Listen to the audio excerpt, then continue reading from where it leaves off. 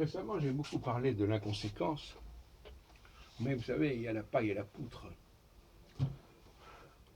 Nous sommes tous quelque part inconséquents, d'une manière ou d'une autre. Nous faisons tous des impasses. Par exemple, le fait de ne pas faire attention à la poussière qui se déposerait sur des meubles, par exemple. Est-ce que ce n'est pas une forme d'inconséquence? Le fait de ne pas faire attention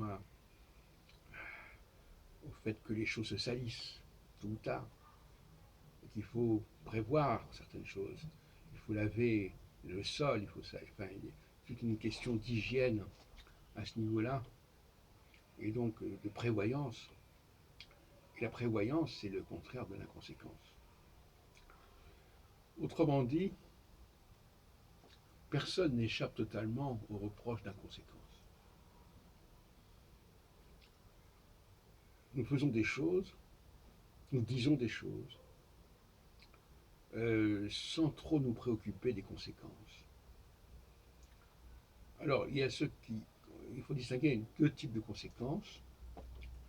Il y a les conséquences qui se situent sur le plan humain.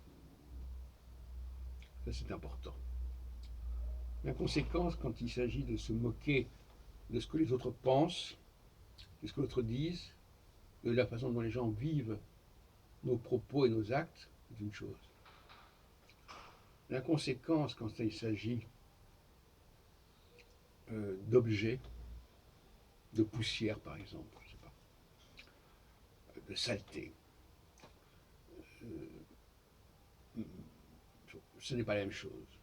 Même si, par exemple, le fait de ne pas nettoyer suffisamment, pas faire assez le ménage quelque part, peut perturber certaines personnes. C'est évident. Et le coronavirus met bien en évidence ce questionnement.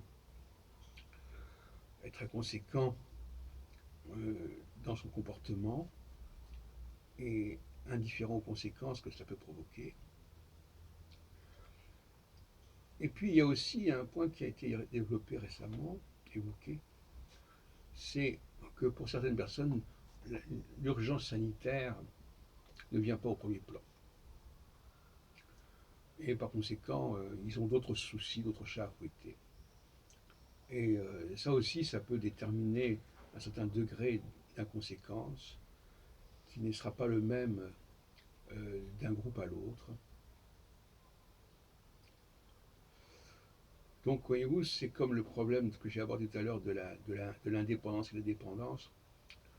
Il faut en faire le tour très consciencieusement, car il y a des paradoxes et des ambiguïtés dans ces genres d'expressions.